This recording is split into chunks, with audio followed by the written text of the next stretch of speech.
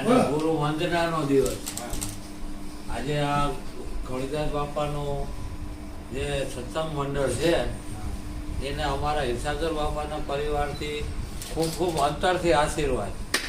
અને આવા સરસ ને સુંદર કામ કરતા રહ્યો અને દિન પ્રતિદિન તમારા જીવનમાં સુખમય શાંતિમય પસાર થાય એવા અમારા આશીર્વાદ છે.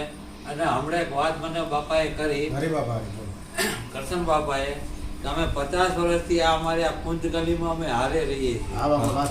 અને એ 50 વર્ષ એટલે કઈ નાની એવી ટાઈમ ન કહેવાય, અડધી સદી કહેવાય. આ અડધી સદીમાં જો તમારો આવો મનમેળ છે તો એ કૃપા હિરસાગર બાપા, કિશન બાપા, રામજી બાપા, ખોડીદાસ બાપાની કૃપા છે. અને આપણી ઉગમ ફોજની કૃપા છે. ને ત્યાં શક્ય નથી. સગા ભાઈ હોય તો 5 દી ભેગા નથી રહી શકતા. તો તમે તો આજે આપણું કુટુંબ છે, વર્ષોથી અહીંયા રહ્યો છો અને અલગ અલગ ગામથી અલગ અલગ જગ્યાએથી આવો છો. તો આ તમને કૃપા નથી થઈ, શું આ સાક્ષાત પરચો છે. અને આનાથી વિશેષ તો શું થઈ શકે કે આજે આ વસંત પંચમી, અને વસંત પંચમીનો મિનિંગ એવો થાય છે કે જીવનમાં નવી ઋતુ આવે.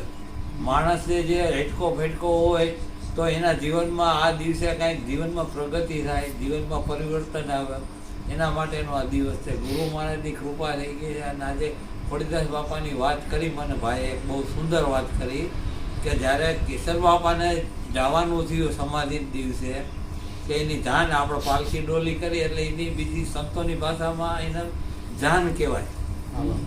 સમજ્યા?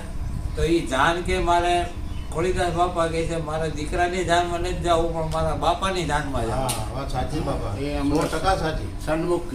આવી વાત કરેલી. એટલે ખોડીદાસ બાપા આમાં સમર્થન, આ એની ગુરુ ભક્તિ કહેવાય. હિરસાગર બાપાની જય.